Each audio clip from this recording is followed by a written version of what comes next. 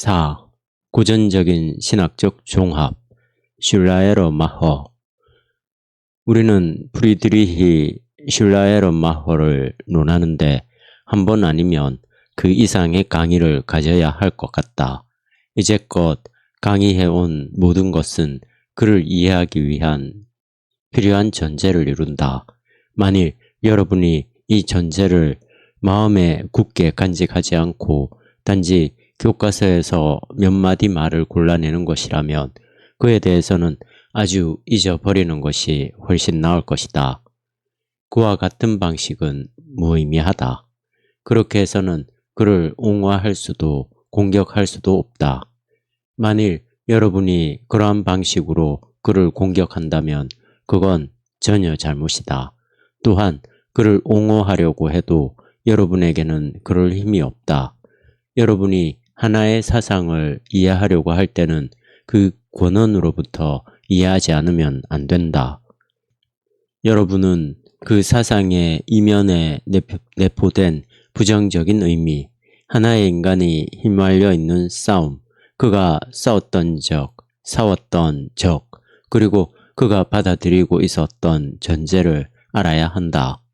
만일 여러분이 이러한 것들을 모른다면 슐라에르마허와 같은 중요한 인물을 다룰 때는 모든 것을 그르치게 된다.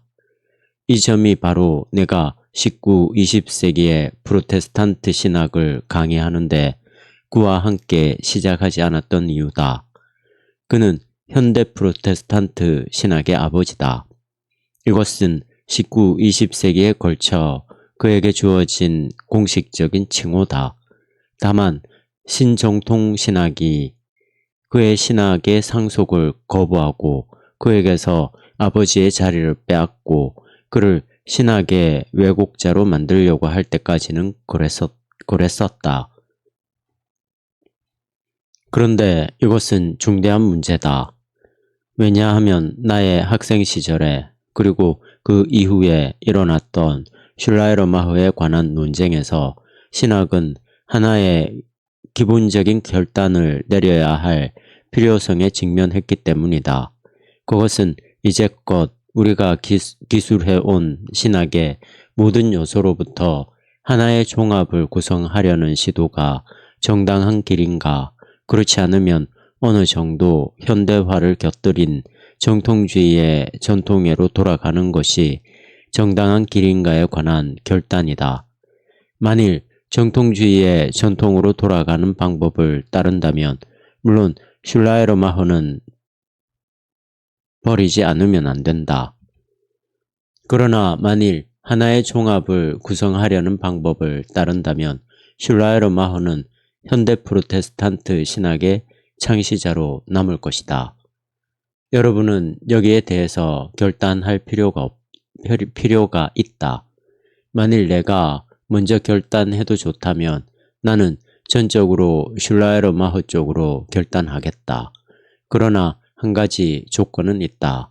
그에게서나 심지어 그보다 더 위대했으며 그와 같은 일을 시도했던 헤겔에게서나 실제로 성공하지 못했다는 점이다. 이들의 실패에서 19세기 정통주의 그룹이나 20세기 신정통주의 그룹은 그것이 불가능하다는 결론을 이끌어냈다.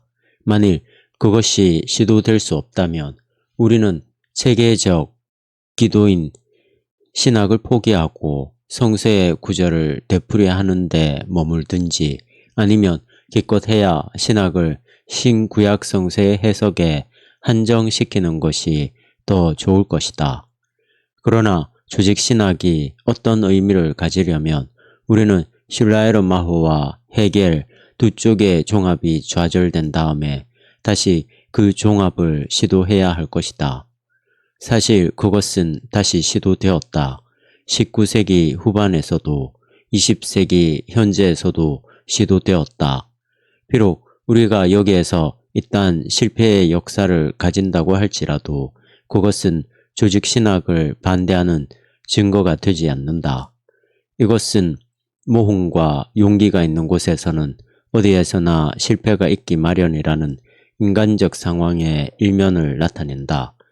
게다가 정통주의적인 용어를 끊임없이 되풀이하는 것에 오해서보다 그러한 실패에서 보다 깊은 통찰이 생겨난다.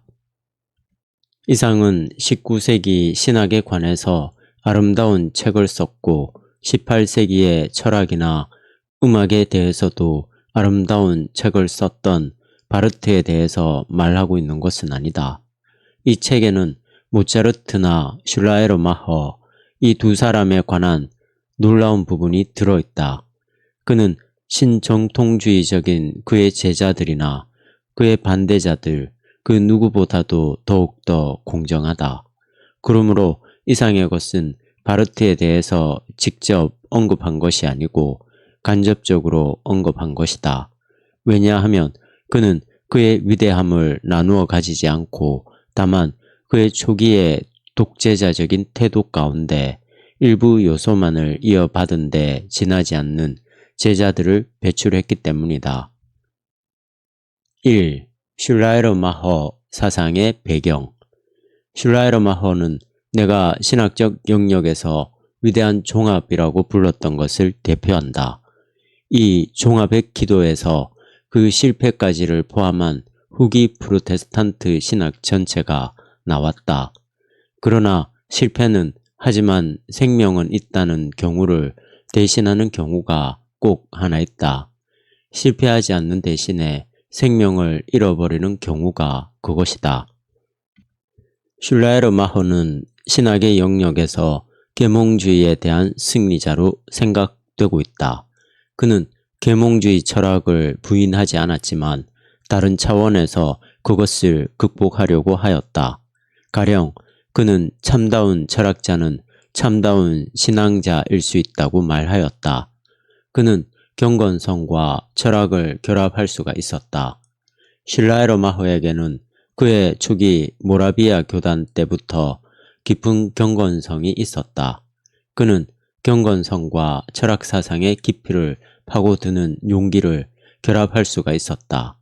바꾸어 말해서 가장 깊은 철학 사상은 그의 가장 심오한 종교적 감정과 완전히 일치한다. 이러한 사실은 우리가 그를 계몽주의의 극복자라고 말할 때 그가 신학을 철학에서 분리하고 철학을 경멸하고 철학을 신학적 기도에서 배제했다고 생각해서는 안 된다는 것을 의미한다. 계몽주의는 신의 존재 증명에 의한 신의 인식의 종교를 환원했다. 보다 정확히 말해서 계몽주의는 종교를 자연신학과 도덕에 환원했다. 도덕적 측면은 칸트에게서 더욱더 강했다. 칸트의 종교 철학은 그의 도덕 철학의 부록이었으며 그의 실천 철학에 의해 규정된다. 종교는 도덕적 명령을 성취하기 위한 도구에 지나지 않는다. 종교에서 지식을 강조하는 것, 곧 자연 철학을 강조하는 것은 역시 헤겔의 크고 포괄적인 종합의 실패에 결국 이바지하게 되었던 하나의 요소다. 계몽주의 신학의 기초는 신과 세계, 신과 인간의 분리에 있었다. 이것은 영국의 이실론이 예시했던 것이다. 영국의 18세기 초기의 이실론은 존 로크의 철학 다음에 나타났다. 이실론이란 신의 존재를 자연신학에 의해서 확립했던 하나의 종교 철학이었다.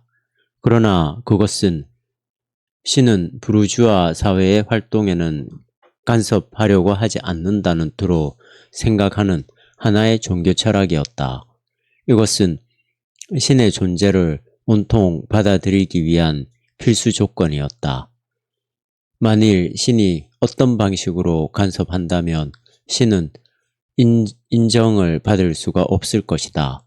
이리하여 신은 창조자로서, 다른 이미지를 사용한다면 시계 제작자로서 세계 곁에 놓였다. 그리고 시계가 만들어진 다음에는 시계는 제작자의 이딴 간섭을 받지 않고 혼자 움직인다. 이실론자들은 인간을 이것은 생산하고 거래하는 부르주아 사회의 지적 대표자를 의미한다. 인간을 인간 자신의 이성에, 특히 그 계산적 이성에 맡긴다. 만일 그렇다면 계산적, 비판적 이성에 의해서 그리스도교적 전통에 대한 비판이 가능해진다. 그들은 이것을 철저한 방법으로 수행했다. 이것은 루소나 볼테르가 프랑스에서 했던 일보다 앞섰다. 이실로는 이들에게 앞서 있었다.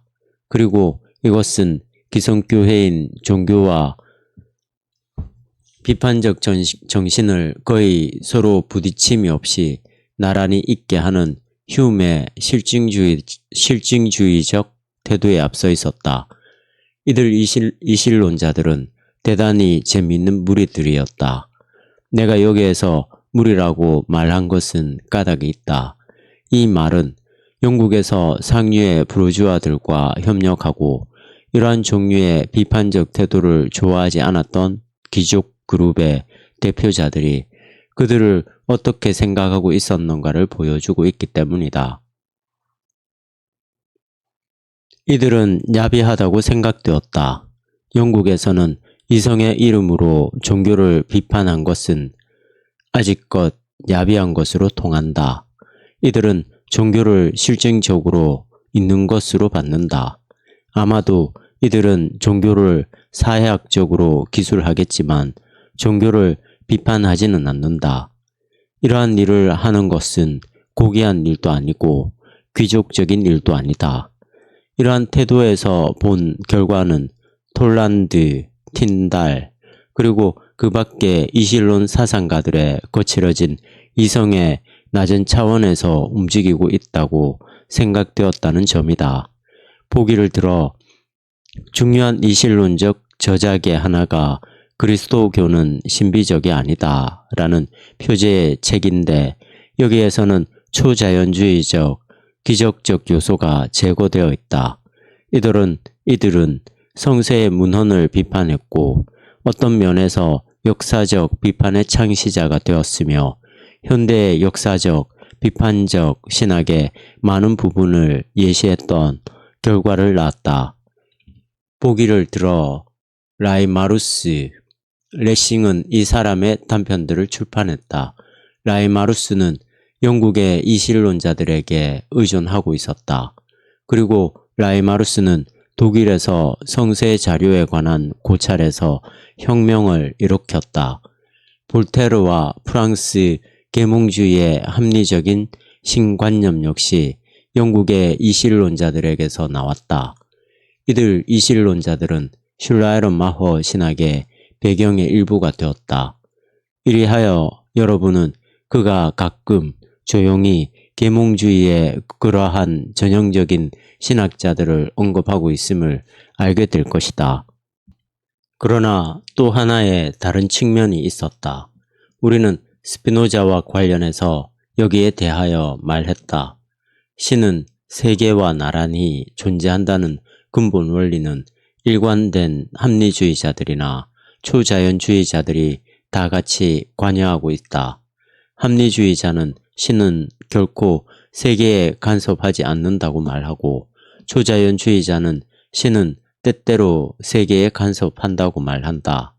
그러나 어쨌든 신은 세계와 나란히 존재한다는 이실론적 원리에 맞서서 우리는 이제야 신, 곧 자연이라는 원리를 가지게 된다. 이 원리는 신비신학을 후기 중세신학에 중재했던 9세기의 위대한 신학자 요하네스 스코투스 에리우게나에게서 유래했다. 이 원리는 전혀 다른 형태의 종교적 사고, 다시 말해서 계몽주의에 정반대되는 주제를 다시 도입했다. 로망주의를 논의하는 자리에서 나는 그것을 유한 안의 무한의 원리, 상호 내재성의 원리라고 불렀다. 물론 스피노자의 모습은 달라졌다. 그것은 기하학적 스피노자는 아니었다. 스피노자를 조금이라도 알고 있는 사람들은 그가 자신의 주저를 윤리학이라고 불렀다는 사실을 알고 있다. 그러나 이 윤리학은 기하학적 방법을 사용해서 쓰인 윤리학이었다.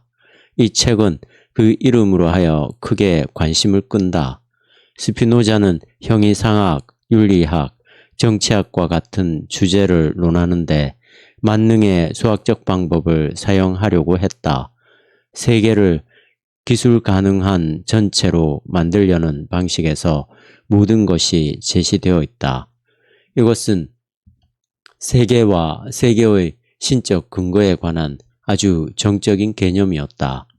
스피노자는 이것을 실체라고 불렀다. 어쨌든 이 관념은 계몽주의의 괴리와 분리의 원리에 맞서는 동일성의 원리에 바탕하고 있다. 신은 지금 여기에 있다. 신은 모든 것, 만유의 깊이에 존재한다. 몹시 함부로 쓰이고 있는 범신론이란 말이 가리키는 의미에서 신은 모든 것이 아니다. 아무도 그런 투로 말한 적은 없었다. 그런 것을 말하는 것은 절대로 무의미하다. 이 낱말 자체를 피하는 것이 좋다. 그러나 만약 이 말이 무엇인가를 의미한다고 하면 그것은 신적인 것의 힘이 모든 것 안에 현존하고 있다는 것을, 그리고 신은 모든 것의 근거이며 통일이라는 것을 의미하는 것이지, 신은 개별적인 것의 총계를 의미하는 것은 아니다. 나는 철학사 전체 안에서 신은 개별적인 것의 총계라고 말한 철학자는 여태껏 보지 못했다. 그러므로 신은 모든 것, 만유이다 라고 번역될 수 있는 범신론이라는 이 말은 사람을 아주 오해하기 쉬운 대로 이끈다. 나는 루터나 나 자신의 사상을 범신론이라고 비난하는 사람에게 이 말을 사용하기 전에 먼저 이 말을 정의해 보기를 바라고 싶다. 물론 니콜라우스 쿠자누스, 쉘링, 헤겔, 니체, 그리고 그 밖에 많은 사람들이 범신론자라고 비난을 받고 있다. 이것은 마치 초자연주의적인 이실론자나 유실론자, 오늘날 미국에서 사용하고 있는 유실론이란 말은 이실론의 초자연주의적 형태에 지나지 않는다. 이실론자나 유실론자가 아닌 사람은 모두 범신론자라고 생각해 버리듯이 어떤 사람은 동일성의 원리에 관해서 들을 때마다 이것은 범신론이라고 말한다. 이 경우에 범신론은 필경 신은 이 책상이라고 주장하는 것과 같다. 물론 루터는 신은 만물이 그 자체에게 가까운 것보다 훨씬 더 만물에 가깝다고 말할 것이다. 심지어 그는 책상에 관해서도 그렇게 말할 것이다.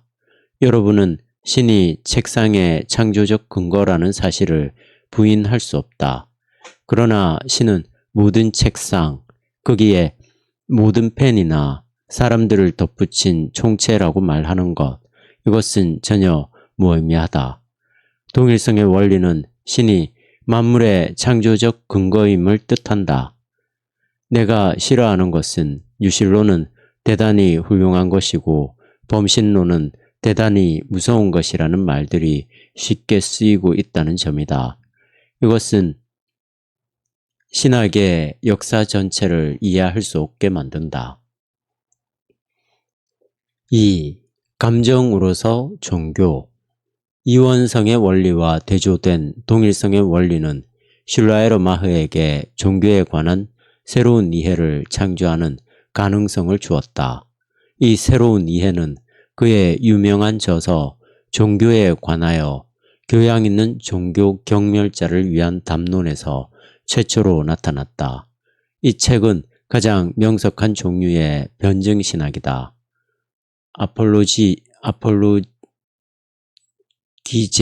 아폴로기제란 말은 그리스어로 대답하는 것, 법정에서 변명하는 것을 의미한다. 보기를 들어 만일 여러분이 기소되었을 경우 여러분은 자신을 옹호하기 위해서 변명하게 된다. 마찬가지로 변증신학은 대답하는 신학이다. 모든 신학은 어느 형태로든 그 시대의 인간의 마음속에 있는 물음에 대답하지 않으면 안 되며 변증적 요소는 결코 거부되지 않을 것이다. 역사적으로 보면 그리스도교 신학은 로마 제국 시대에 교회가 변증을 필요로 하는 데서 창조되었다. 정치적으로는 그리스도교의 박해 시대에 이교도의 공격에 대답할 필요가 있었고, 신학적으로는 철학자의 비판에 대답할 필요가 있었다. 이것은 대답의 신학이었는데 그 세기에 신학의 특수학파였던 변증가들은 그저 특수학파라는 사실에만 머물지 않았다. 이들은 아우구스티누스에 이르는 모든 그리스도교 신학의 대답이라는 특징을 나타내고 있다. 슐라이러 마허 또한 같은 일을 수행했다. 그는 그의 책 제목이 보여준 대로 종교를 경멸하는 교양층 사람들에게 대답했다. 그런데 이 변증신학으로부터 새로운 체계의 가능성이 생겨난 것이다. 슐라이러 마허의 종교에 관하여 교양 있는 종교 경멸자를 위한 담론에서 논증된 것은 다음과 같다. 이실론적인 형태의 이론적 인식, 합리주의적인 것이든 초자연주의적인 것이든 이실론적인 형태의 이론적 인식과 칸트적인 형태의 도덕적 복종은 주체와 객체의 분리를 전제한다. 여기에 주체인 자기가 있고 저기에 객체인 신이 있다. 신은 내게 대해서 다만 객체일 뿐이며 나는 신에 대해서 객체다. 둘 사이에는 다름이 있고 떨어짐이 있고 거리가 있다. 그러나 이 다름은 동일성의 원리에 의해서 극복될 필요가 있다. 이 동일성은 우리의 내부에 현존한다. 그러나 이제 슐라이러 마허는 중대한 잘못을 저질렀다. 그가 이 동일성의 경험을 위해 사용했던 말은 감정이었다. 종교는 이론적 인식도 아니고 도덕적 행위도 아니다. 종교는 감정, 곧 절대 의존의 감정이다. 이것은 몹시 의문스러운 말이었다. 왜냐하면 곧장 심리학자가 나서서 슐라이러 마허의 감정이란 개념을 심리학적 기능으로 해석했기 때문이다. 그러나 슐라이러 마허의 감정이란 실제적으로는 주관적 감정으로 이해될 것이 아니다. 도리어 그것은 주체와 객체를 초월한 우리 존재의 깊이에서 우리에게 미치는 우주의 충격이다. 그는 이런 의미의 감정을 생각하고 있었던 것이 확실하다. 그리하여 그는 감정에 대해서 말하는 대신 우주의 직관에 대해서도 말할 수가 있었다. 그리고 그는 이 직관을 디비네이션으로서 기술할 수가 있었다. 물론 이 말은 신적이란 말에서 나왔으며 신적인 것의 직접적 인식을 의미한다.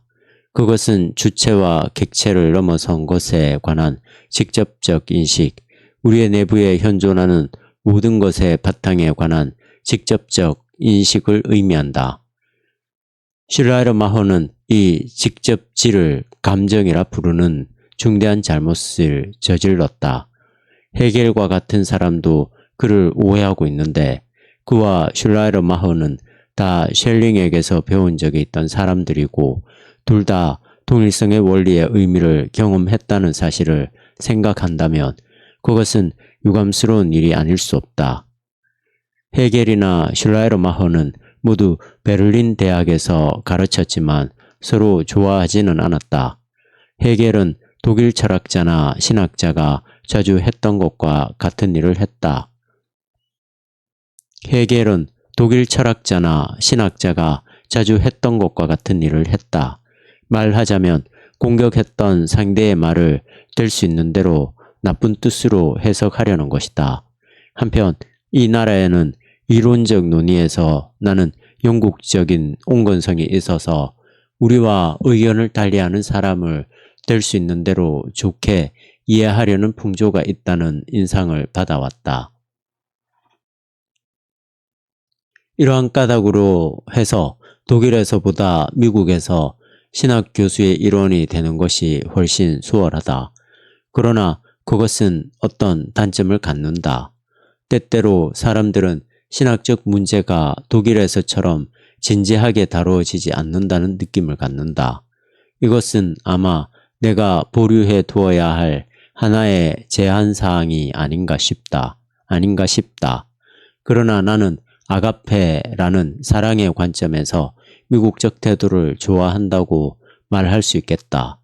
어쨌든 슐라이르마흐가 감정에 대해서 말했을 때 그것은 주관적 감정을 의미하지 않았다는 가장 확실한 증거는 그의 조직신학의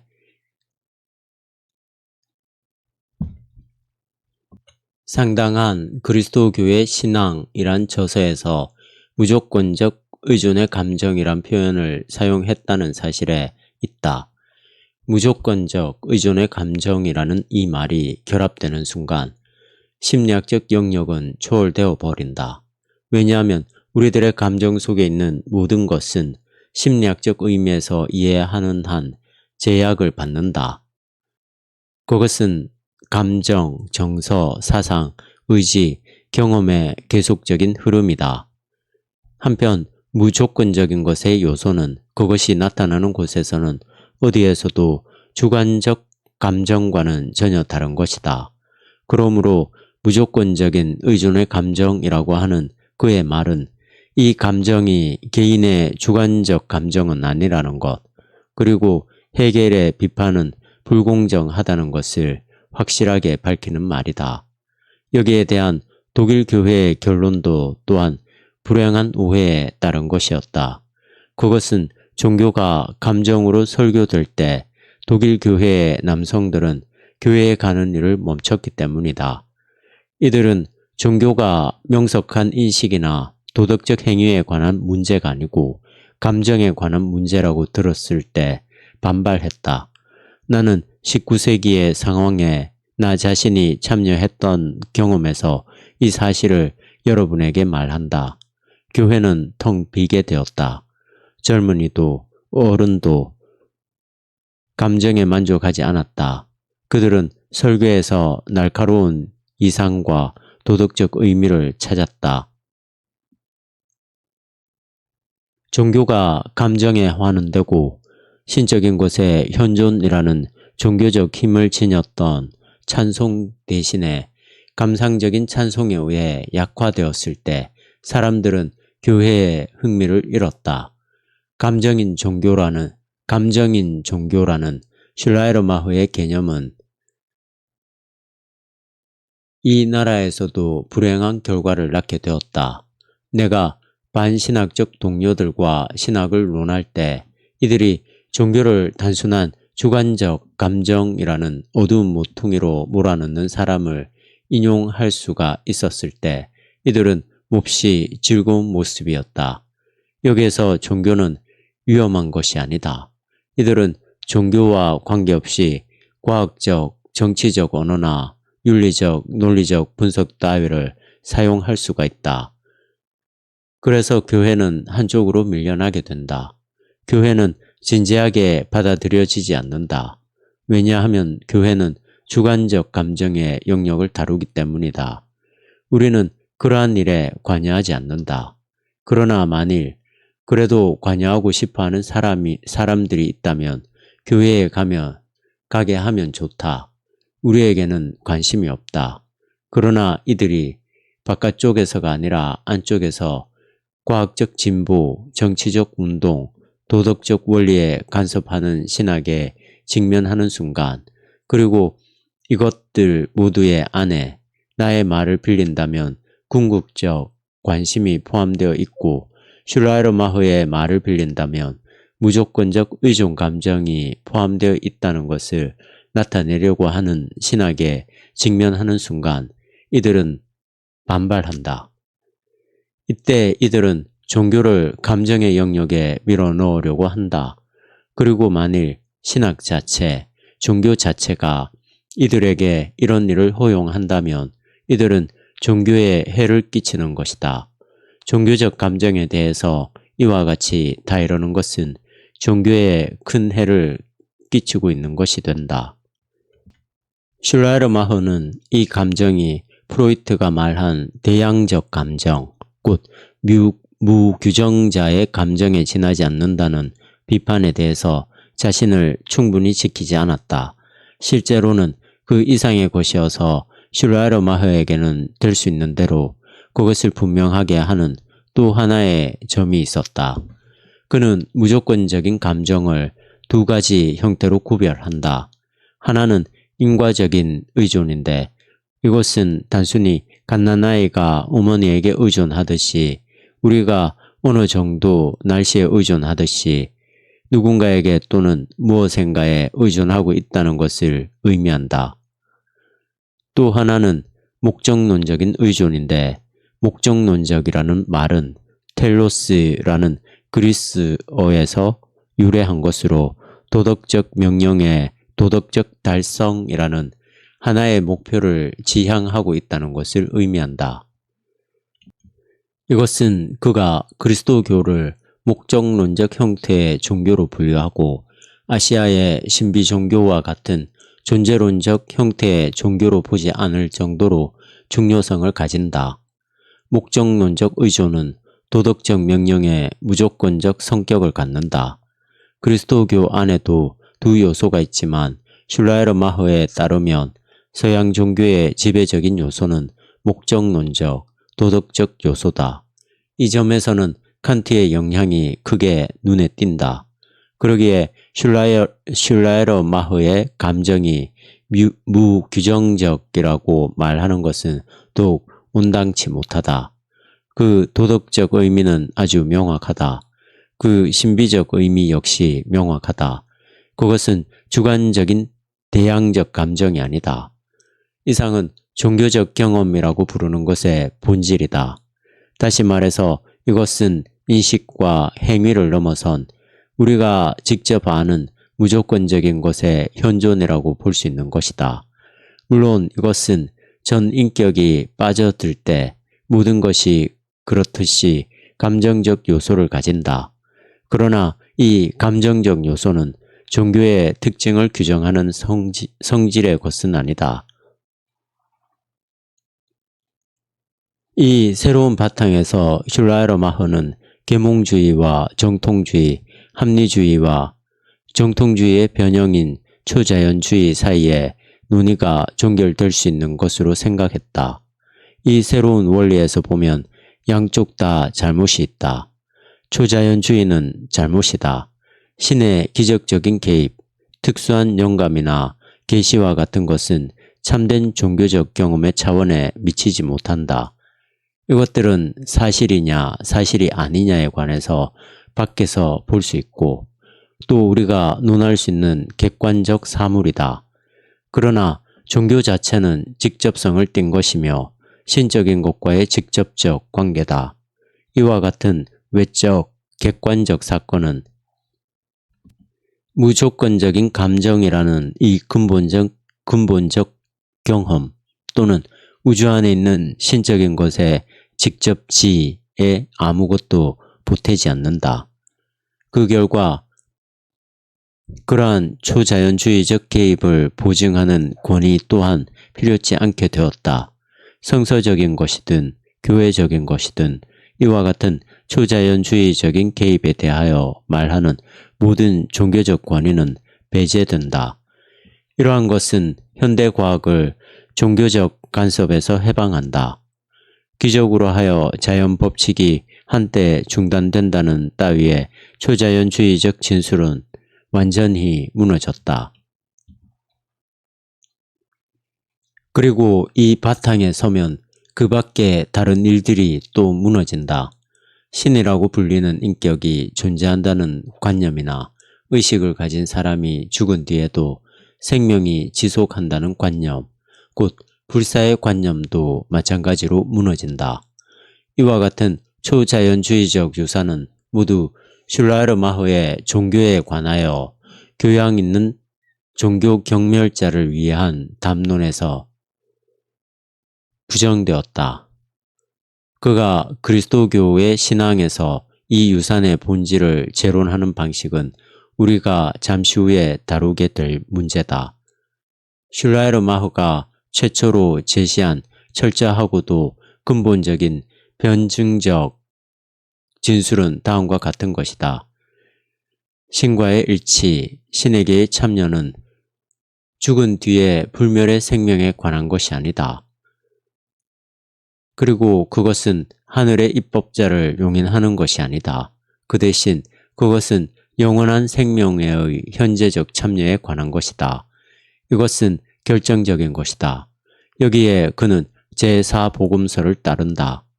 독일 고전 철학자들은 이 복음서를 참된 복음서라 불렀다. 그것은 이들이 이 복음서가 역사적으로 말해서 예수에 관한 믿을 만한 보고를 간직하고 있다고 생각했기 때문이 아니라 이들은 그 뒤에 곧 그것이 전혀 그렇지 않다는 것을 배웠다. 생각했기 때문이 아니라 요한복음이 합리주의와 초자연주의 사이의 갈등을 극복할 수 있는 원리를 표현하는 데 가장 가까웠기 때문이다. 영원한 생명은 사후의 생명의 연속이 아니고 지금 여기에 있다는 이 사상은 그가 강조했던 중요한 점의 하나다. 그것은 시간 이전에, 시간 안에, 그리고 시간 이후에 영원에 참여하는 것이다. 그리고 그것은 또한 시간을 넘어서는 것을 의미한다. 이와 같은 비판은 신과 인간 사이의 모든 매개자에게로 돌아갔다. 동일성의 원리와 온갖 신비주의는 계층구조 체제에 대해서 곧 신과 인간 사이의 사제적 중개에 대해서 언제나 몹시 위험스러운 것이다. 이것은 가톨리시즘에서나 프로테스탄티즘에서나 마찬가지다. 프로테스탄트 교회는 로마 가톨릭 교회와 마찬가지로 신비주의적인 그룹, 보기를 들어 케이커에 대해서 적대적이었다. 여기에는 동일성의 원리가 어느 방식으로든 긍정되어 있기 때문이다. 이들 두 교회는 신비주의가 교회의 매개를 떠나서 신적인 것과 직접 일치할 수 있는 가능성을 인간에게 제공한다고 하여 신비주의를 의심쩍게 생각했다. 이리하여 슐라이르 마허는 사제나 권위에 대하여 반발했다. 이것들은 필요치 않았다. 왜냐하면 모든 사람은 누구나 하나의 사제가 되도록 그리고 신의 영으로 가득하도록 부름을 받았기 때문이다. 이러한 관점에서 여러분은 온갖 성령운동, 개인이 신에게 직접 접하고 성령 자체에 의하여 이끌어지는 모든 운동에 대한 교회의 저항을 이해할 수 있다. 또한 여러분은 성령이 나타나는 곳에서는 성령을 성서의 문자에 복종시키려는 까닭을 이해할 수가 있다. 성령의 힘으로 로마 가톨릭 교회와 싸웠던 개혁자들은 곧바로 종교개혁 시대의 성령운동에 대한 싸움에서 그들 자신이 곧 곤란을 맛보게 되었다. 이들 운동의 대표자들은 로마 가톨릭 교회와 개혁교회 할 것 없이 양쪽에 호된 밖에도 도망칠 수 있었던 나라들, 곧 영국이나 네덜란드나 미국과 같은 나라들이 있었다는 것은 여간 다행스러운 일이 아니었다. 슐라이르 마허는 종교를 교회의 기능에 의하여 매개된 것으로 보는 대신 모든 삶의 특수한 멜로디의 음악적 반주로 보았다. 이와 같은 시적 방식으로 그는 종교적 관심, 곧 궁극적 관심이 삶의 모든 순간에 의존하고 있다는 것을 표현한다. 그것은 영원한 삶의 전형적인 이상주의적 취지로서 여기에서는 확실히 어떤 종교도 존재하지 않지만 신은 모든 순간에 현존한다고 사람들은 말할 수 있으리라. 그는 신약 성서에서 말하고 있는 이상을 쉬지 말고 기도하는 것으로 표현한다. 만일 이 말을 글자 그대로 받는다면 그건 넌센스다. 그러나 그것을 뜻으로 받는다면 거기에는 깊은 의미가 있다. 그것은 우리의 세속적인 삶의 모든 순간이 신의 현존으로 채워져 있는 것으로 생각하는 것을 의미하고 신의 현존을 일요 예배에 밀어넣지 않고 그 밖의 날도 그것을 잊어버리지 않는다는 것을 의미한다. 피타고라스가 음악적인 관점에서 우주의 모든 영역의 조화를 말했을 때 각 영역은 다른 음을 연주하면서도 우주의 조화에 교향적으로 공헌한다. 우주의 모든 영역의 조화를 말했을 때 경험했던 것처럼 우주 안에 있는 신적인 것의 현존을 경험하기 위해서는 먼저 우리가 우리 자신 안에 있는 신적인 것의 현존을 찾지 않으면 안 된다. 각 개인에게 하나의 특별하고 독특한 거울이 되는 인간성이야말로 우주를 여는 열쇠다. 우리는 우리 자신 안에 우주를 가지지 않고서는 결코 우주를 이해할 수 없을 것이다. 우주와 우리의 중심은 신적이다. 그래서 무한한 것이 우리 안에 현존하는 것으로서 우리는 우리 안에 있는 무한한 것을 우주 안에서 다시 인식할 수 있게 된다. 다시라는 글자에 주목하기 바란다.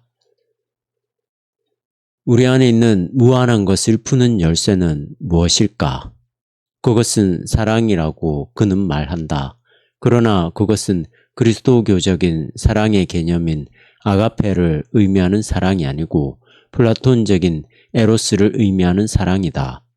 에로스는 우리를 진선미와 결합시키는 사랑이며 유한한 것을 넘어서 무한한 것으로 우리를 끌어올리는 사랑이다. 인류사의 모든 시기는 우리 자신 안에 있는 무한자와 온 우주 안에 있는 무한자와의 만남을 여러 가지 표상으로 나타낸다. 모든 개인의 독자성과 모든 시기의 독특성이 많은 종교의 존재를 필연적인 것으로 만든다. 모든 종교의 다양성과 동일한 종교적 전통이 역사의 여러 가지 다른 시기에서 보여준 상위성은 근본적으로 무한자가 우리 자신과 우리 안에서 그 자체를 여러 가지 다른 방식으로 비춰준 결과다. 이리하여 슐라이러마허의 로망주의적 정신은 그로 하여금 모든 역사적인 종교의 구체성을 강조하게 했다. 이것은 온갖 종교를 신, 자유, 불멸성이라는 세 가지 원리로 환원시켰던 계몽주의적 자연종교의 사상을 넘어섰던 놀라운 한 걸음이었다. 이신적인 견해는 그것이 합리적인 형태의 것이든 초자연주의적 형태의 것이든 개별 종교의 부요함과 구체성과 충만함에 의해서 극복되었다. 이렇게 하여 슐라이러마허는 유한자 안에 무한자가 현존하는 내성의 원리에 의해서 자연주의적, 합리주의적, 초자연주의적 입장을 극복했다. 이들의 입장은 구체적인 종교로부터 모든 종교에 타당한 것으로 생각되는 어떤 원리, 그리고 이들 종교가 지니고 있는 모든 구체적인 것을 말살하는 어떤 원리를 이끌어내려는 것이었다. 르네상스에서 이루어진 개체성의 평가와 로망주의가 지닌 타라적 직관의 요소가 없었더라면 이 모든 것은 불가능했을 것이다. 이것은 종교적 사상이 실증적 종교에 돌아가는 길을 찾을 수 있겠다. 계몽주의는 온통 구체적이고도 실증적인 종교의 유의미성을 말살한다. 추상적인 종교의 원리만이 남았다. 구체적, 실증적인 종교의 이와 같은 재발견의 바탕을 두어 실증적이라는 말은 역사적으로 주어진 것을 의미한다. 재발견의 바탕을 두어 슐라이르마허는 실증적인 그리스도교를 한층 더 강조하기에 이르렀다. 슐라이르마허의 종교론이 크게 성공해서 제3판이 나왔을 때 그는 머릿말에서 계몽주의적인 종교 경멸자에 맞서 나를 그 이상 더 옹호해야 할 필요가 없기 때문에 그 대신 나는 그리스도교를 옹호한다는 이름으로 계몽주의 이전의 정통주의적 전통으로 돌아가서 내가 나의 작업의 바탕으로 삼았던 계몽주의 이후의 발전 전체를 말살하려고 했던 정통주의적 열광주의자들을 이제야 제쳐놓을 필요가 있다고 썼던 것이다. 3. 신학의 실증주의적 정의. 일반적으로 말해서 로망주의는 실증적으로 주어진 것에 관한 평가를 위해 놓인 다리였다. 이것은 영국적 형태의 실증주의와는 전혀 달랐다. 데이비드 휴먼, 경험적인 과학적 고찰에서 출발했던, 다시 말해서 인간이란 다만 주어진 자료나 감각적 인상만을 가지고 있다고 보는 비판적 인식론에서 나왔던 하나의 실증론자였다.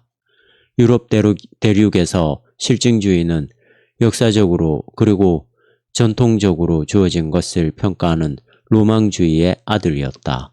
슐라이르마허가 그에 져서 그리스도교의 신앙을 썼을 때 그가 그 책을 신앙론이라고 불렀던 것은 의의가 깊다. 그는 그것을 신론, 신학이란 신론을 의미한다. 신학이란 신론을 의미한다. 그는 그것을 신론이라고 부르지 않았다. 그가 그것에 이러한 제목을 붙이지 않았던 것은 실증적으로 주어진 것이 그리스도교 신앙 바로 그것이었기 때문이다. 그것은 주어진 하나의 현실이다. 여러분은 그것을 그가 그의 삶의 한 시기에 속해 있었던 친첸도르프의 모라비아파의 경건 집단에서 찾아볼 수가 있다. 그리고 그 어디에 있는 교회에서도 그것을 찾아볼 수 있다. 이렇게 하여 조직신학은 그리스도교 교회 안에 현존하는 신앙의 기술이 된 것이다. 이 정도의 것이 신학의 실증주의적인 터전이다. 여러분은 종교 일반의 진리와 비진리성을 또는 개별적인 것으로서 그리스도교의 진리와 비진리성을 먼저 결정할 필요는 없다. 여러분은 역사 안에 경험적 사실로서 주어진 그리스도교를 발견한다. 그리고 나서 여러분은 그 안에 있는 상징의 의미를 기술해야 할 것이다. 신학이란 역사적 현실에 대한 실증적인 인식이다. 슐라이르마허는 이 경험적이며 실증적인 신학과 이른바 계몽주의의 합리주의 신학 사이에 아주 예리한 구별을 지었다. 그리고 그는 한 걸음 더 나아갔다. 그리스도교 신학은 교회 통치를 가능케 한 이론적 통찰과 실천적 법칙의 총체인데 이것을 소유하거나 사용하지 않고서는 어떤 교회 통치도 불가능하다고 그는 말했다. 그런데 이러한 신학의 정의는 신학의 발전 과정에서 듣지 못한 것이다. 이것은 온갖 종류의 합리적 신학에서 실증적 신학으로 넘어가는 뚜렷한 이행이다. 이 정의에는 진리의 문제가 완전히 사라진다. 이것은 고도의 실증주의적 신학 개념이다. 나는 이것을 어떤 역사적 집단의 실증주의적 기술이라고 부르고 싶은데 여러분은 이 집단을 역사에서 찾을 수 있고 그것의 존재성을 부인할 수 없을 것이다. 여러분은 그 집단이 간직하고 있는 중요한 사상과 거기에 받아들여진 법칙들을 기술할 수가 있다. 그리고 여러분은 교회의 지도자로서 부름을 받은 젊은 신학자들을 이들이 후에 실천해야 할 것들에 관한 지식을 토대로 하여 교육시킬 수가 있다. 이것이 진리의 문제를 생각지 않은 실증주의란 것이다. 신학의 이러한 실증주의적 성격은 다음과 같은 사상에서 훨씬 더 뚜렷한 것이 된다. 그는 오늘날 우리가 하듯이 철학적, 역사적, 실천적 신학으로 구별한다. 그러나 한 가지 다른 점이 있다. 다른 점이란 교회학과 논리학이 역사적 신학에 속해 있고 철학적 신학에 속해 있지 않다는 사실이다. 이들이 역사적 신학에 속해 있는 까닭은 이들이 일정한 시기에 교회 안이나 어떤 특정 교파 안에 있는 교리의 체계적 전개이기 때문이다. 여러분은 그 이상 실증주의적일 수가 없다. 이 교회가 오늘날 존재한다. 역사가는 다만 이것을 기술하지 않으면 안 된다. 이것을 슐라이러 마허는 조직신학이라 부른다. 이것은 실증주의에 대한 가장 특징적인 표현이다.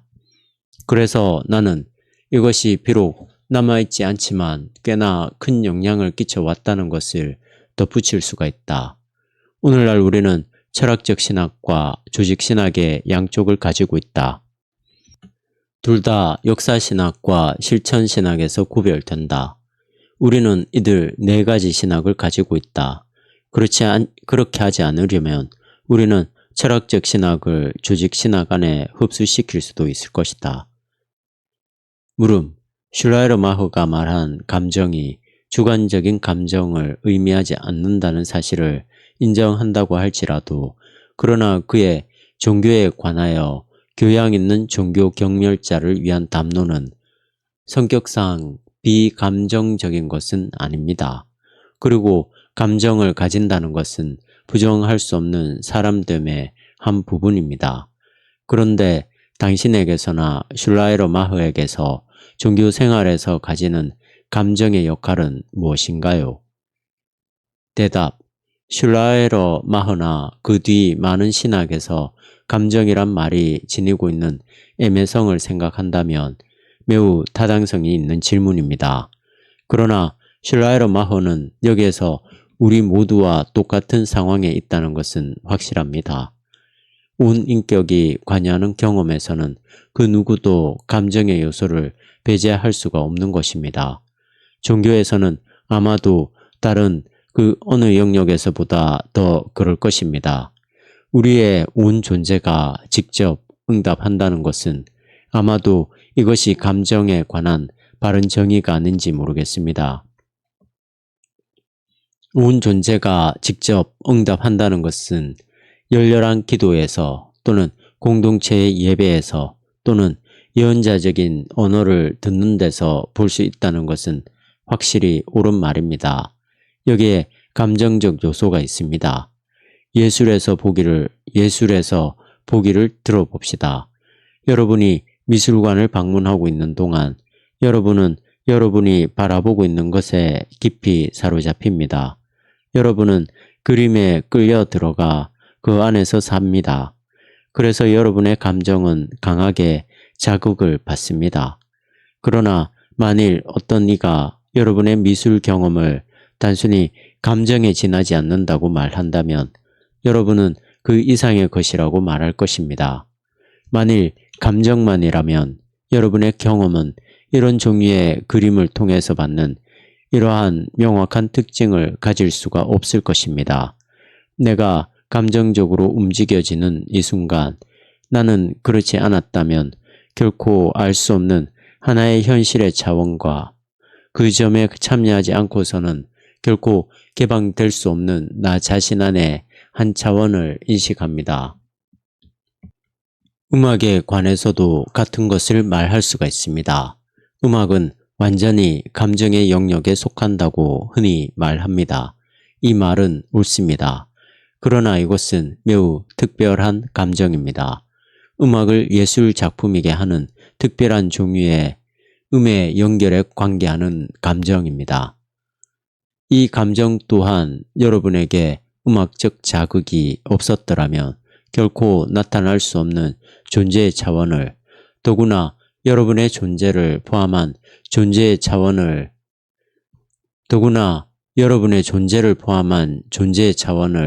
여러분에게 열어 보일 것입니다. 이렇게 하여 우리는 다음과 같이 말할 수가 있을 것입니다. 감정적 요소는 어떠한 종류의 경험에도 언제나 들어있지만 어떤 경험만이 감정이라고 말할 수는 없을 것이라고요. 사랑의 경험을 보기로 들어봅니다. 사랑은 감정이다 라고 여러분은 말할 수가 없습니다. 사랑은 그 안에 감정의 요소를 가지고 있고 오히려 그것을 아주 많이 지니고 있지만 그것은 하나의 감정이 아닙니다. 사랑은 서로 나누어져 있는 것들의 재결합. 나는 사랑을 이처럼 말하고 싶습니다만 사랑은 서로 나누어져 있는 것들의 재결합입니다. 서로 나누어져 있는 것, 실체들은 본질적으로는 서로에게 속해 있습니다. 이러한 경험은 우리가 감정이라고 부르는 개인적인 반응과 동일시 될 수는 없는 것입니다. 슐라이르마흐가 종교에서 무조건적인 의존이라고 부른 것은 확실히 강한 감정의 요소와 결합되어 있습니다. 루돌프 오토는 이 감정을 그에 져서 거룩한 것에서 황홀과 외경이 동시에 뒤섞인 감정으로서 기술했습니다. 종교에는 이러한 대조적인 감정이 현존하고 있습니다. 그러나 이 감정이 종교적인 행동과 같은 것을 구성하고 있지는 않습니다. 종교적 행위에서 여러분에게 무조건적인 것이 나타날 때 그것이 바로 종교적 행위를 구성한 것입니다. 나는 항상 그것을 여러분의 실존 자체 안에 있는 무조건적 관심이라고 부릅니다. 이것 또한 여러분의 마음의 관심이기도 합니다. 이것은 여러분에게 진리를 묻게 합니다. 이것은 여러분의 의지에 관심이기도 합니다. 만일 여러분이 이 무조건적인 것을 경험한다면 여러분은 무엇인가 하지 않고서는 못 견디게 됩니다. 이것은 여러분의 실존 전체를 변화시킵니다. 이 모든 차원이 그 안에 들어 있습니다.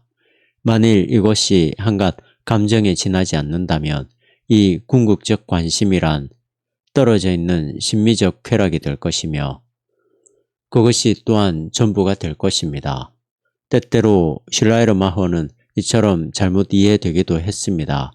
그러나 이것은 진짜 슐라이르마허는 아닙니다.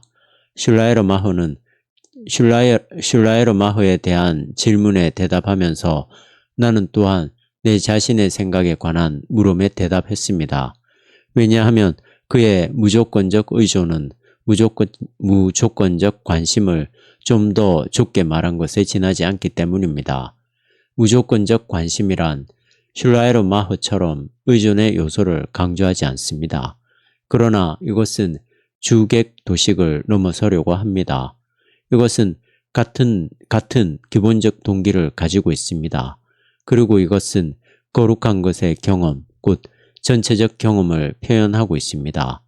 궁극적 관심과 절대적 의존 감정 사이에는 교의학적 차이가 있는 것이 아니고 주로 의미의 차이가 있을 뿐입니다. 슐라이르마흐에 관한 우리의 마지막 논의에서 우리는 그리스도교 신학의 실증주의적 개념을 다루었다. 우리는 그가 교의학과 윤리학을 역사신학에 포섭했다는 놀라운 사실을 지적했다. 교의학이나 윤리학은 특정한 시대에 특정한 교회에 존재한 교리의 체계적 전개이기 때문이다. 우리는 이것을 실증주의라고 부른다. 다시 말해서 이것은 경험적으로 주어진 그리스도교적 종교의 실제를 기술하는 신학이다. 그러나 이것이 전부였다면 슐라이르마허는 조직신학자가 될 수 없었을 것이다. 그는 교회의 현재 상태를 다루는 교회사가가 되었을 것이다. 그러나 이 실증주의적 특징은 논리적으로는 불분명한 방식으로 슐라이르마허가 인간의 역사 가운데서 보편적으로 증명되는 종교 공동체의 일반 개념을 가지고 시작했다는 사실에 의해서 균형이 잡혀 있다. 여기에서 그는 종교의 본질 개념을 이끌어낸다. 이것은 이미 실증주의가 아니다. 이것은 사물의 본질에 관한 철학적 분석이다. 이것은 무엇이 본질적인 것이고 무엇이 본질적인 것이 아닌가를 가려내는 건설적 판단을 전제한다. 무조건적 의존 감정이라는 그의 개념은 확실히 보편적이고 철학적인 형태의 개념이다. 그는 적어도 의도적으로는 그리스도교에서가 아니라 여러 세계 종교의 정경에서 이끌어낸 종교 개념에 그리스도교를 종속시킨다. 물론 실제적으로는 한 종교 철학자가 보편적인 종교 개념을 이끌어내는 경우에도 언제나 일정한 자기의 입장에서 세계의 종교적 현실을 바라보게 되는데 아무래도 그것은 자기가 드나드는 문에 따라 크게 좌우되기 마련이다. 슐라에르마흐의 경우 그것은 경건주의적인 그리스도교다. 모든 철학적 종교 개념에서 우리는 철학자 자신의 통로의 발자취, 곧 철학자 자신의 종교를 관찰할 수가 있다. 이 정의에서는 그러한 심리적 요소를 아무도 추상할 수가 없다. 왜냐하면 현실에서 하나의 개념을 이끌어내기 위해서는 이 현실의 삶에 참여할 수 있어야 하기 때문이다. 보기를 들어 예술 작품을 경험할 수 있는 능력을 가지지 않고서 예술의 개념을 발전시킬 수는 없는 것이다. 이 사실은 그리스도교 역시 모든 종교 가운데 하나라는 결과를 낳는다. 그리스도교 밖에는 다른 종교가 있다. 그래서 언제나 이 사실을 바탕으로 하여 그리스도교는 모든 종교 가운데 가장 높고 가장 참되고 가장 잘 이루어진 종교로서 그리스도교 신학자들에 의해 기술되었다. 이것은 바르트의 도전으로 하여 지난 50년 동안 이어온 신학적 논의의 전면에 나타나게 되었던 아주 중요한 점이다. 우리가 프로테스탄티즘의 역사를 되돌아볼 때 우리는 스위스의 종교개혁자 즈빙글리가 참 종교와 거짓 종교에 관하여 라는 제목으로 쓴 책을 발견한다. 이 책에서 그는 신의 계시를 왜곡한 로마서 1장, 신의 계시를 왜곡한 거짓 종교들에 맞선 참 종교인 그리스도교를 기술한다. 그러나 바울은 로마서에서 그리스도교적 종교에 관하여 말하지 않았다. 그는 그리스도에 관하여 말했다. 그는 그리스도교적 종교가 결정적인 것이라고 말하려고 하지는 않았을 것이다. 그가 그때 있었던 그리스도교적 종교를 어떻게 공격했는가를 알기 위하여 바울의 편지를 읽는 것이 좋을 것이다. 그는 영지주의적 왜곡, 무율법과 함께 유대적 그리스도교적 왜곡, 율법주의도 공격했다. 이것은 바울이 모든 종교를 비판하면서 그리스도교를 그 비판에서 제외하지 않았다는 것을 의미한다. 그는 그리스도교를 다른 모든 종교에 대치시키지 않는다. 도리어 그리스도를 모든 종교에 대치시킨다. 심지어 그가 세웠던 교회에서 표현되었던 그대로 그리스도교적 종교에 대해서까지도 그는 그리스도를 대치시킨다. 이제 즈빙글리에게서 그리고 종교개혁자 일반이나 대부분의 정통신학에서 그리스도와 그리스도교 사이에 이러한 구별이 분명하게 이루어지지 않고 있는 것을 우리는 발견한다. 만일 그리스도교가 정점에 놓인다고 할지라도 그리스도교가 자기 자신의 왜곡이란 견지에서 다른 모든 종교와 같은 재판 아래 놓이지 않을지 사람들은 묻지 않을 수 없다. 우상 숭배의 역사를 본다면 그 대부분이 그리스도교라는 이름을 가지고 일어났다는 것을 우리는 알게 될 것이다. 실제로 그리스도교의 절대성은 트렐치가 말한 대로 그리스도교라는 종교의 절대성이 아니고 모든 종교에 대한 그리스도의 절대성이다. 그리스도의 우위성은 그리스도의 이름으로 자체에 대해서도 다른 모든 종교에 대해서도 불리한 증언을 할 수 있는 데 있다. 바르트는 이러한 난점을 발견하고 그래서 종교라고 하는 개념을 피하려고 했으며 그것을 그리스도교에 적용하기를 원치 않았다. 그러나 그 경우에 그것은 그리스도뿐 아니라 그리스도교라는 종교를 다른 종교 위에 올려놓는 또 하나의 길이 된다. 나는 바르트가 실제로 그렇게 하려 했다고 생각하지는 않는다. 그러한 것이야 어쨌든 종교라는 개념은 필요하다. 그러한 것이야 어쨌든 종교라는 개념은 필요하다. 왜냐하면 경험적인 종교적 현실이란 것이 있기 때문이다. 현실의 모든 종교에는 유사성이 많이 있다. 만약 여러분이 종교라는 말을 거부한다면 자신에게 주어진 종교적 실제의 이름을 붙이기 위해 경건이라든가 아니면 이와 비슷한 말 따위와 같은 또 하나의 다른 말을 찾아내지 않으면 안 될 것이다. 그렇지만 종교라는 말은 피할 수가 없다. 여러분을 위해 내 자신의 경험을 말하는 것이 좋을 것 같다. 나는 젊은 20대에 종교 철학에 있어서 종교 개념의 극복이란 제목의 논문을 썼다. 이것은 바르트의 사고와 전적으로 일치했었지만 그때서야 나는 종교 개념의 극복이란 종교 철학에서는 그리스도교까지도 하나의 종교로서 극복되는 경우에 한해서 그리고 종교를 반대하는 요소가 종교 안에 있는 경우에 한해서 비로소 이루어질 수 있다는 것을 깨닫게 되었다. 이것을 모른다면 진정한 극복이란 있을 수 없다. 그러나 독일에 끼친 바르트의 영향이란 매우 큰 것이어서 내가 1948년 독일에 돌아갔을 때 나는 아직도 종교라는 말을 쓰고 있다고 해서 나의 벗들에게서 직접 비판을 받았다. 말하자면 종교라는 말이 독일의 신학적 논의에서는 근절되어 있었던 것이다. 이러한 상황은 달라졌지만 종교라는 개념에 대해서 못마땅해 하는 것은 여전히 남아있다. 나는 이 못마땅해 하는 것이 자기 기만이라고 믿는다. 왜냐하면 그때에는 종교라는 말 대신에 다른 말이 쓰이는데 지나지 않기 때문이다. 하지만 우리가 필요로 하는 것은 슐라이르마허, 드렐치, 하르낙 그리고 그 밖의 사람들의 방법. 말하자면 먼저 그리스도교를 종교로서 정의하고 다음으로 그것은 최고 또는 절대 종교라고 말하는 방법으로서는 충분치 않다는 사실을 아는 일이다. 그러나 다른 종교는 신에 이르려는 인간적인 기도에 지나지 않고 더욱이 전혀 계시에 근거하지 않고 있는데 반해서 그리스도교는 계시 종교라고 말하는 바르트주의자들의 태도도 같은 잘못을 저지르고 있다.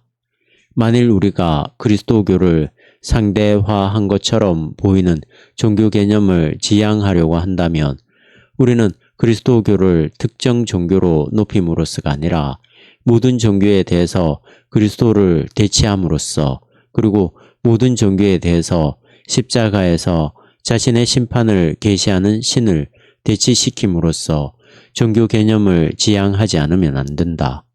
그러면 이제 우리는 종교의 본질에 관한 슐라이르마허의 이해를 다루어야 하겠다. 온갖 신학사에서 그는 종교를 지식화하고 도덕화한 계몽주의의 왜곡을 극복한 사람으로 생각되고 있다. 슐라이르마허가 내린 종교의 정의의 소극적 측면을 보면 종교란 본질적으로 사고도 아니고 행위도 아니다. 그 적극적 측면을 보면 종교란 무조건적 의존 감정이며 자기 자신 안에 있는 무조건적인 것의 직접 의식이며 반성의 행위에 선행한 직접적인 실존 관계이며 우리의 의식 안에 있는 무조건적인 것의 의식의 직접성이다. 이 모든 낱말들은 다같이 종교적 경험의 실제를 가리킨다. 지식과 행위는 그 결과다. 종교적 지식과 종교적 행위는 무조건적인 것에 대한 직접 의식에서 생겨나지만 그것은 종교의 본질이 아니다. 무조건적 의존의 직접 의식은 우리가 세계와의 관계에서 가지는 부분적 자유와 부분적 의존의 혼합 감정을 초월한다. 자유와 의존이 뒤섞인 이 감정은 세계와 타자와의 관계에서 성립한다. 무조건적인 의존의 직접의식은 우리가 세계와의 관계에서 가지는 부분적 자유와 부분적 의존의 혼합 감정을 초월한다. 자유와 의존이 뒤섞인 이 감정은 세계와 타자와의 관계에서 성립한다. 우리의 생명력이 강할 경우에는 현실과의 교섭에서 많은 자유를 느낀다. 이 자유감이 감소될 때 우리는 타자와 모든 종류의 유한한 것들에게 의존감을 가진다. 그런데 유한한 것에 대한 경험의 전 영역은 무조건적인 것의 직접 지에서 초월된다. 우리가 신에 대하여 말한다고 하면 그것은 신이란 무조건적인 의존의 근원에 대한 명칭이라고 말하는 것에 지나지 않는다. 이때 신은 또 하나의 은하계처럼 객관적으로 주어진 실제로서 생각되지 않는다. 신은 모든 유한한 관계를 초월하며 이 모든 유한한 것들의 바탕이 된다. 이것들은 모두 무조건적으로 신에게 의존한다. 만일 신이 다른 대상과 나란히 있는 대상이라면 우리는 지식과 행위에 의해서 그에게 작용할 수가 있다.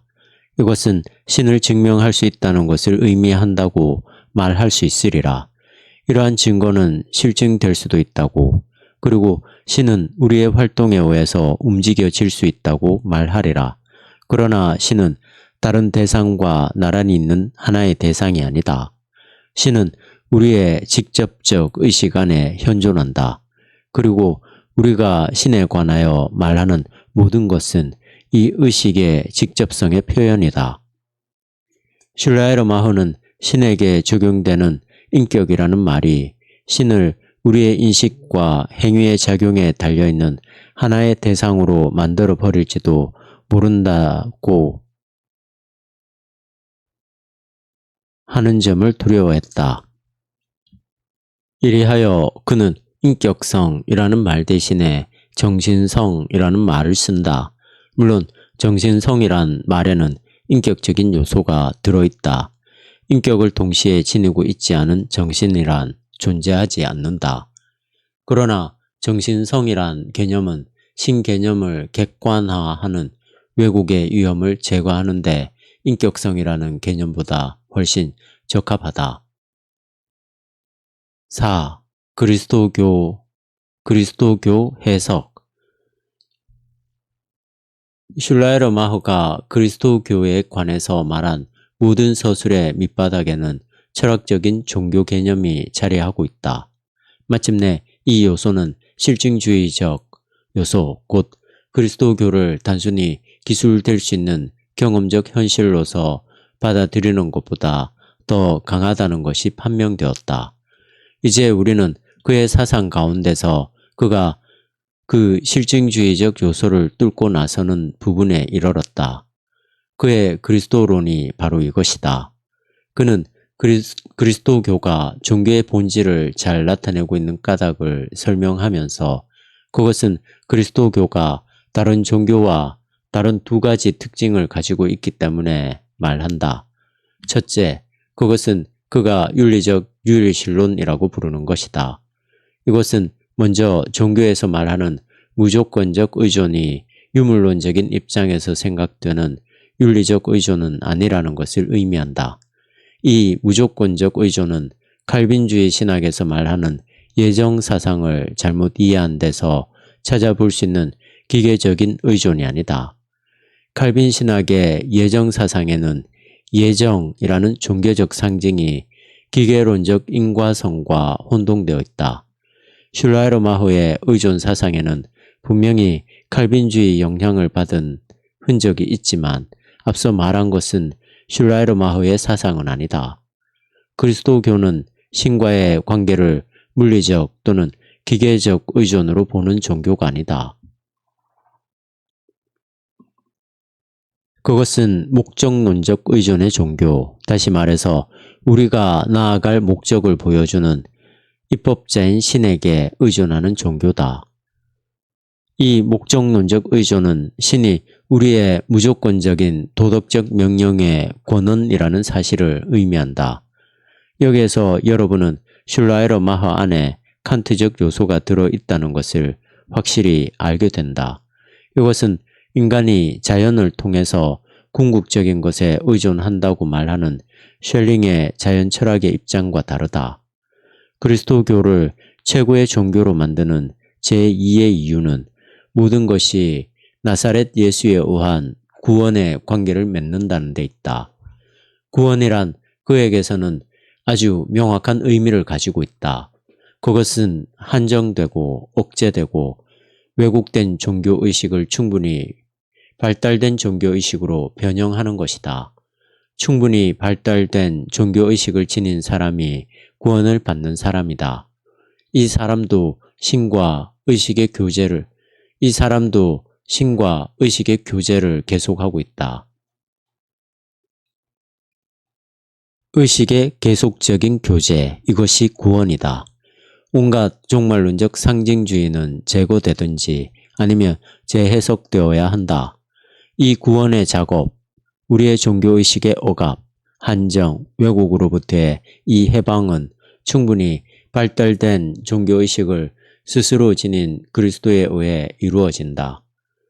그리스도는 구원을 필요로 하지 않는 이상 그는 구주가 될 수 있는 것이다. 이것은 예수가 인간에게 단순한 본보기, 모범이라는 것을 의미하지 않는다. 오히려 그는 원상이며 신과 하나 되는 인간이란 본질적으로 무엇인가를 대표하는 원형으로서의 존재다. 이제 슐라이러 마허의 출발점이었던 보편적인 종교 개념을 생각할 때 우리는 그에게서 놀랄 만큼 훌륭한 그리스도론적 진수를 발견한다. 이러한 일을 그 자신의 개인적 경건성과 그리스도교의 실증주의적 주장이 성숙했기 때문에 가능했다.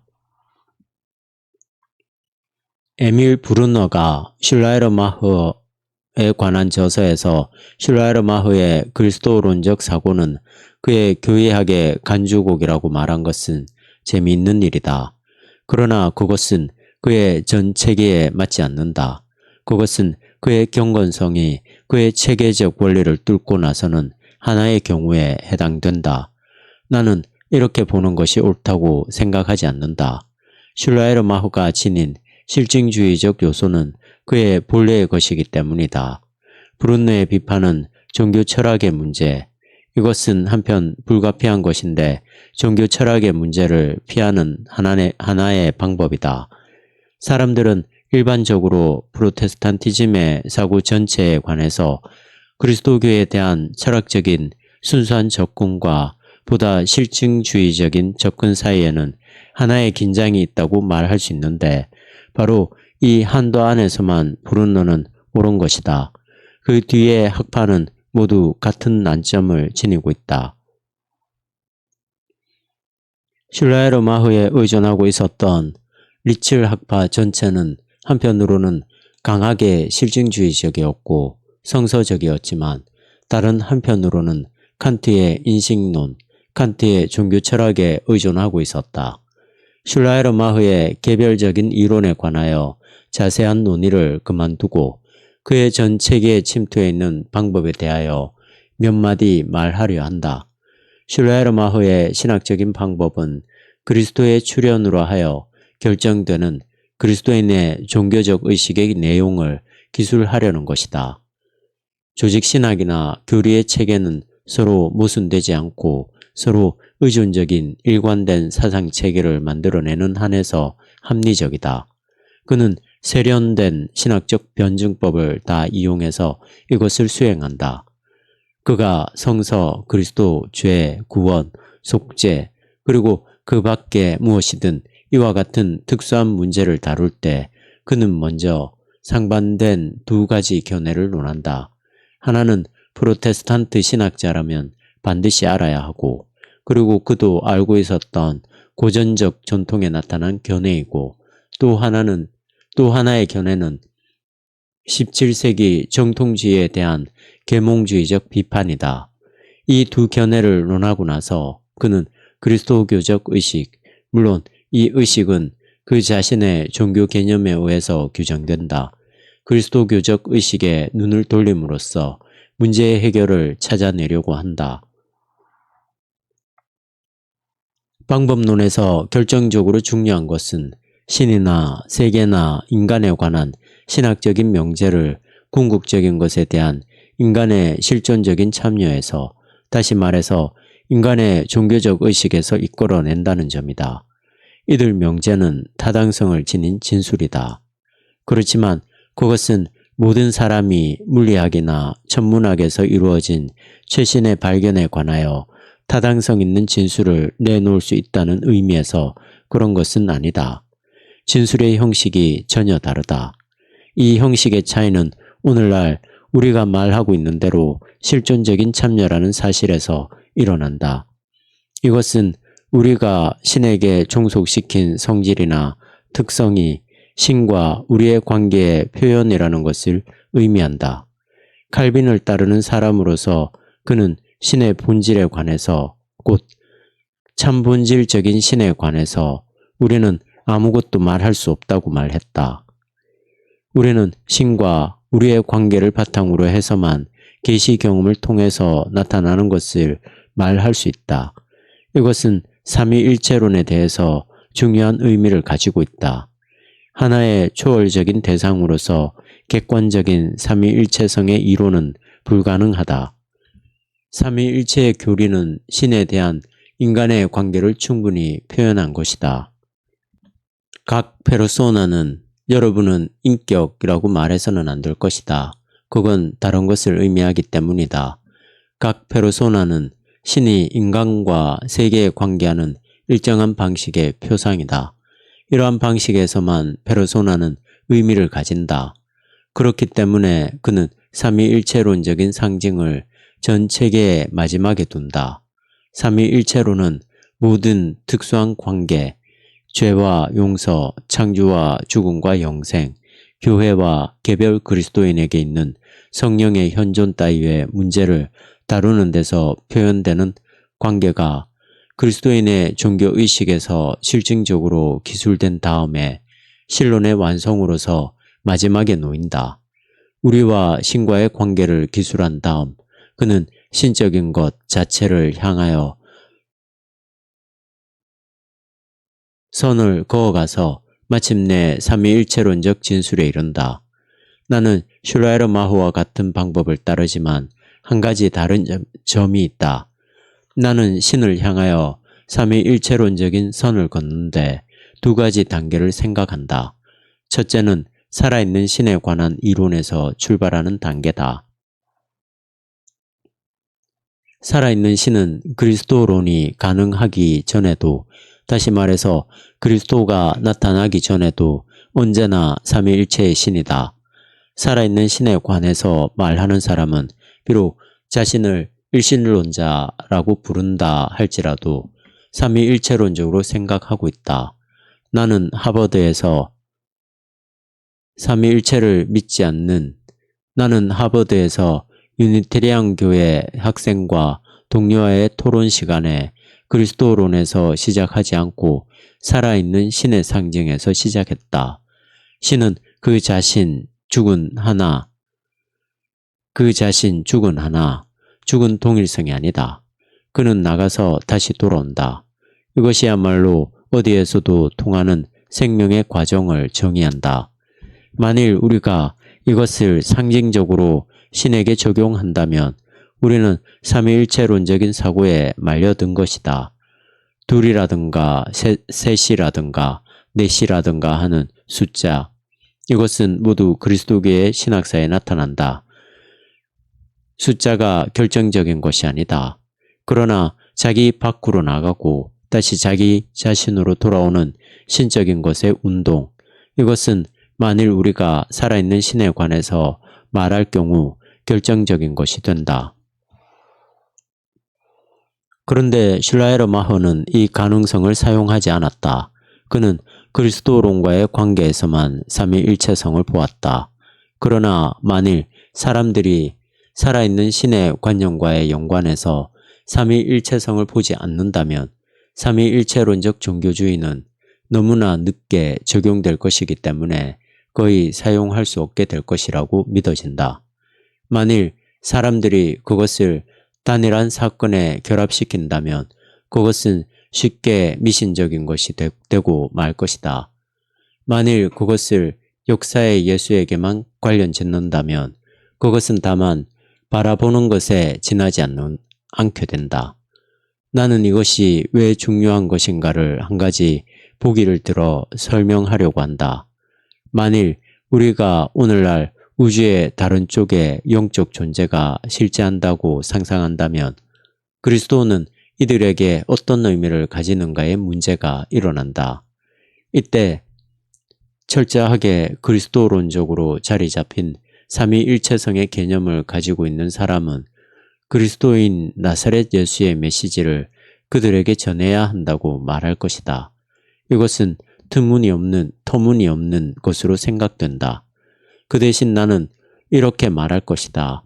나가서 자신을 계시하는 신적 로고스, 영원한 로고스, 신의 원리는 인간의 역사의 중심에 나타나듯이 영적인 존재가 실제하는 곳에는 그 어디에서도 나타날 것이고, 그래서 그들이 역사 안에서도 나타날 것이라고.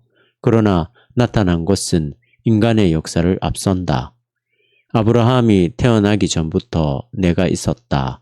이 말은 보편적 로고스, 신의 자기 계시의 원리가 나사렛 예수에게 현존한다는 것을 의미한다. 슐라에르마흐에 대한 이러한 한정된 비판에도 불구하고 삼위일체론은 신에 관한 아프리오리한 사변이 아니라는 이 근본적인 방법론적인 관념은 타당성을 갖는다고 나는 말하고 싶다. 살아있는 신에 관한 경험과 구원의 신에 관한 경험은 둘 다 삼위일체론의 관념을 낳는다. 이 관념은 계시 경험에서 나온 것으로 그것에 앞설 수는 없다. 바르트의 교회 교의학에 나타난 그의 방법론에 관하여 내가 내린 주요한 비판은 그가 인간의 문제에서 출발하지 않고 이른바 삼위일체론으로 곧장 올라간다는 점이다. 이 점에서 나는 슐라에르마흐에 대하여 제한된 비판을 내렸지만 그의 편에 선다. 꼭 말해야 할 또 하나의 문제는 슐라에르마흐의 죄론이다. 이것은 매우 영향력이 있었다. 이 점에서 그는 독일 고전 철학은 물론 더 확실하게는 계몽주의의 일반적 경향을 따랐다. 이 경향에 따르면 죄란 결여를 뜻한다. 죄란 아님이 아니고 아직 아닙니다. 죄가 일어난 것은 인류의 생물학적 발전에 나타난 진화 과정의 빠른 속도와 인간의 도덕적, 정신적 발전의 느린 속도 사이의 불일치 때문이다. 생물학적 발전은 인간의 정신적 발전보다 훨씬 앞서간다. 죄란 이미 다 발달한 육체적 유기체의 내부에 있는 인간의 정신적 발달에 아직 아닙니다. 이 두 발달 과정 사이에 있는 거리 또는 간격이 우리가 죄라고 부르는 것이다. 이러한 상태는 보편적인 현상이다. 이것은 일반적인 인류의 상태다. 그리스도는 모든 인류가 앞으로 놓일 하나의 상태의 선취다. 이것은 어떤 면에서 죄를 필요로 하고 불가피하게 한다. 타락의 관념은 소외 또는 죄의 진화적 필연성이라는 관념에 흡수된다. 이 점에서 그 후 신학자들은 그 대신 칸트의 근원적인 초월적인 타락의 관념으로 돌아갔고 실존주의자들은 이 관념을 셸링의 자유론을 바탕으로 발전시켰다. 그렇지만 그 후 많은 발전 중에서도 슐라에르마흐에 의한 죄의 상대화가 지배적이었다. 슐라에르마흐에게서 구원이란 인간 안에 있는, 인간의 의식 안에 있는 신의 현존이라고, 인간의 의식은 그 모든 상대성에도 불구하고 신적 현존에 의해서 규정된다. 신의 현존이라고 나는 말했다. 여기에서 우리는 슐라에르마흐의 철학이 가지는 신비적 배경을 본다. 신비적이라는 것은 안개가 끼어 있다, 몽롱해 있다는 의미에서가 아니고 무한한 것이 유한한 것 안에 현존한다는 의미에서다.